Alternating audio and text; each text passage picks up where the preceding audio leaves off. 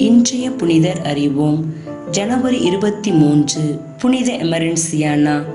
நீரினால் திருமுழுக்கு பெற்று கிறிஸ்தவளாக வேண்டும் என்ற தீராத தாகத்தோடு தன்னையே தயாரித்துக் கொண்டிருந்த வேளையில் இரத்தத்தால் திருமுழுக்கு பெற்று கிறிஸ்துவின் சாட்சியாய் மரித்தவள்தான் எமரன்சியானா.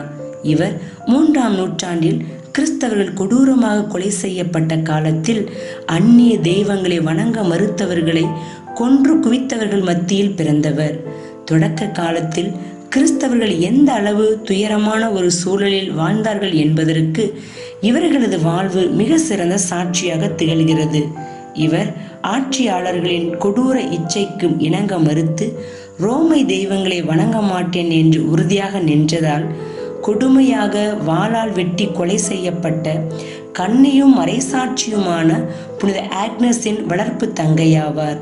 எமரன்சியானாவும் கிறிஸ்தவத்திற்கு எதிரானவர்களின் குரலுக்கு கீழ்ப்படிய மறுத்து துணிவுடன் ரோமை தெய்வத்தை வணங்காமல் உண்மை இறைவன் மீது தான் கொண்டிருந்த அளவற்ற பற்றை வெளிப்படுத்தினார். கிறிஸ்தவ மறையை ஏற்றுக்கொண்ட எமரன்சியானா திருமுழுக்கு பெறுவதற்காக தன்னையே தயாரித்து கொண்டிருந்தார். இச்சமயத்தில்தான் புனித ஆக்னஸ் கொலை செய்யப்பட்ட தகவல் அறிந்தார். தன்னை ஆன்மீகத்திலும் நலவாழ்விலும் பயிற்றுவித்த சகோதரின் இழப்பை தாங்க முடியாமல் தவித்த எமரன்சியானா மிகுந்த துயரோடு கல்லறைக்கு சென்றார். அங்கு முழங்கால் படியிட்டு உருக்கத்துடன் அழுது புலம்பி மன்றாடி கொண்டிருந்தார்.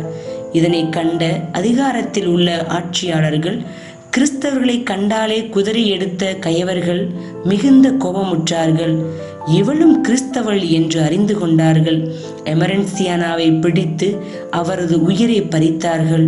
நீரினால் திருமுழுக்கு பெற காத்து கொண்டிருந்தவர் இரத்தத்தினால் திருமுழுக்கு பெற்றார். இறைவனின் ஈடு இணையற்ற சீடத்தியானார்.